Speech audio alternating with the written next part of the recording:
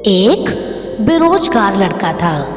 वो नौकरी तलाशने के लिए काफी कोशिश कर रहा था, लेकिन उसे नौकरी नहीं मिल रही थी। वो भगवान में बहुत आस्था रखता था। अपने साथ कुछ अच्छा हो या बुरा, वो सारी बातें भगवान से किया करता था। कुछ अच्छा होता तो धन्यवाद देता, और कुछ बुरा होता तो भगवान से शिकायत भी करता था।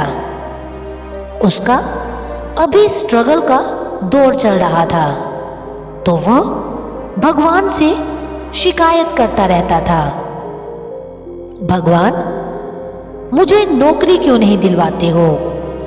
क्यों मुझे परेशान करते हो? थोड़े दिनों बाद ही उसे एक कस्बे में सरकारी शिक्षक की नौकरी लग गई। उसने तुरंत भगवान को धन्यवाद दिया और उनका आभार माना। लेकिन दिक्कत ये थी कि स्कूल गांव में था और उसका रहने का इंतजाम कस्बे में किया गया था। उसके मकान से स्कूल तक का अंतर 5 किलोमीटर का था। शुरुआती दिनों में पैसे न होने की वजह से उन्हें अक्सर इतनी दूरी पैदल ही तय करनी पड़ती थी।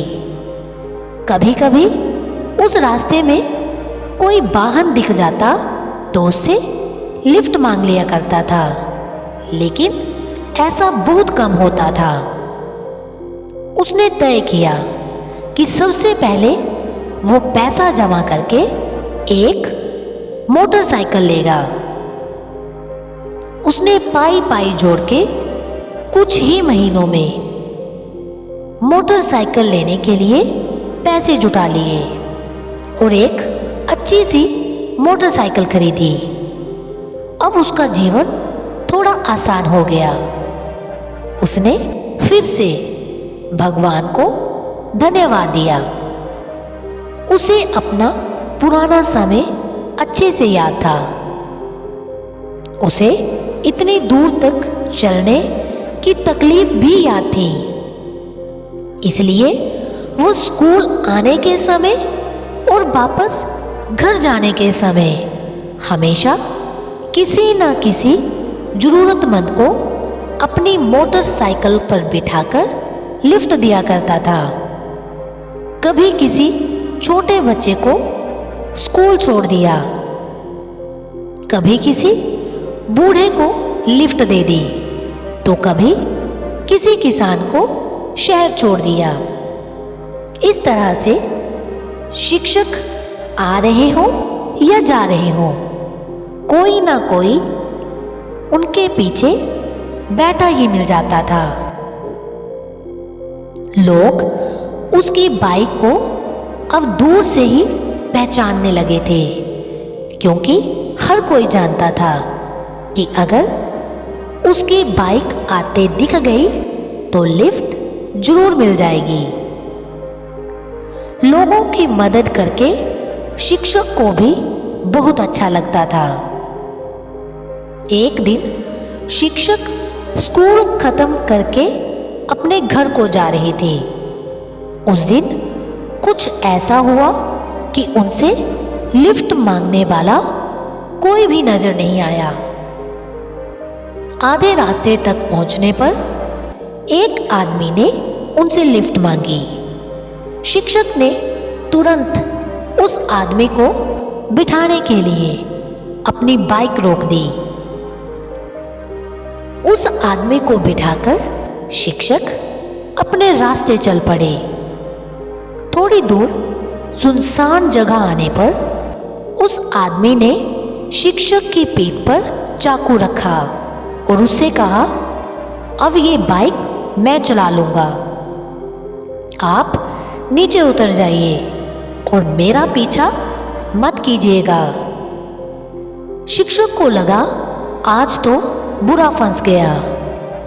फिर भी शिक्षक ने कहा, दोस्त, तुम चाहे तो ये बाइक ले लो, जहां जाना है चले जाओ, लेकिन इस बात का जिक्र कभी किसी से मत करना, क्योंकि इस रास्ते पर वैसे ही बहुत कम लोग गाड़ियों से जाते हैं और उनमें से भी बहुत कम लोग किसी को अपने साथ बिठाते हैं। अगर इस बात का पता लोगों को चल गया तो वे दूसरों को लिफ्ट देना बंद कर देंगे।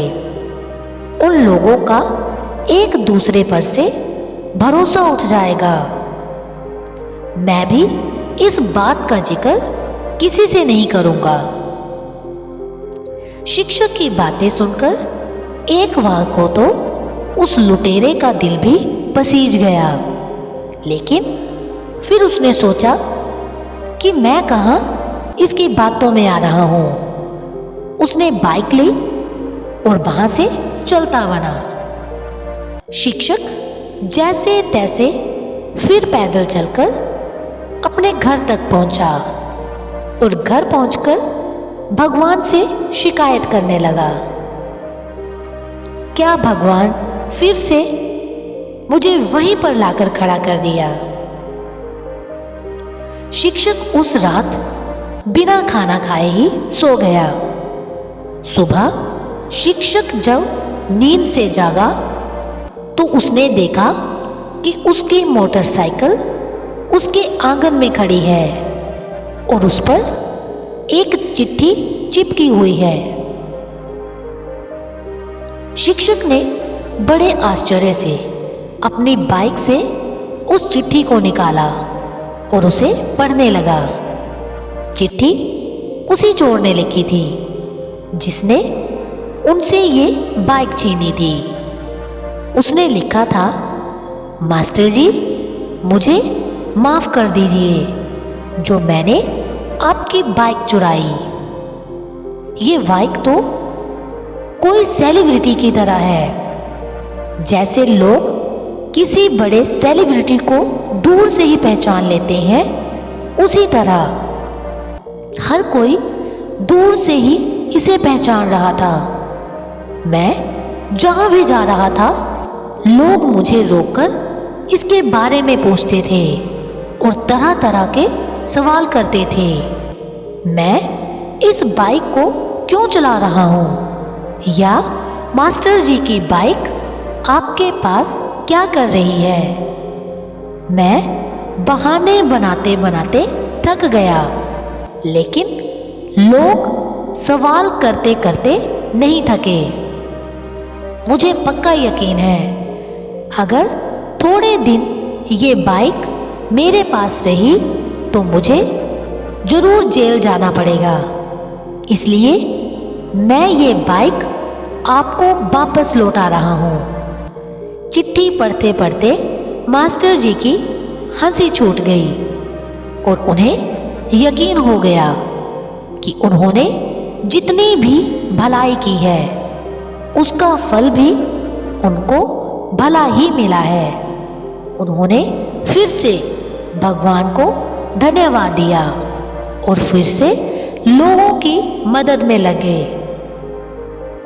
दोस्तों, ये कहानी हमें सिखाती है कि कर भला तो हो भला। दूसरों की मदद करेंगे तो भगवान भी आपकी मदद करेगा। दूसरों का भला करेंगे तो आपका बुरा कभी नहीं होगा। कहते भी हैं, दूसरों का भला कीजिए लाभ होगा, क्योंकि भला का उल्टा लाभ होता है। दूसरों पर दया करोगे तो सदा याद किए जाओगे, क्योंकि दया का उल्टा याद होता है। ये थी आज की कहानी। फिर मिलेंगे नई कहानी के साथ। तब तक के लिए अपना ख्याल रखना और ऐसी ही कहानियाँ सुनने के लिए चैनल को सब्सक्राइब और बेल आइकन को प्रेस करना मत भूलना।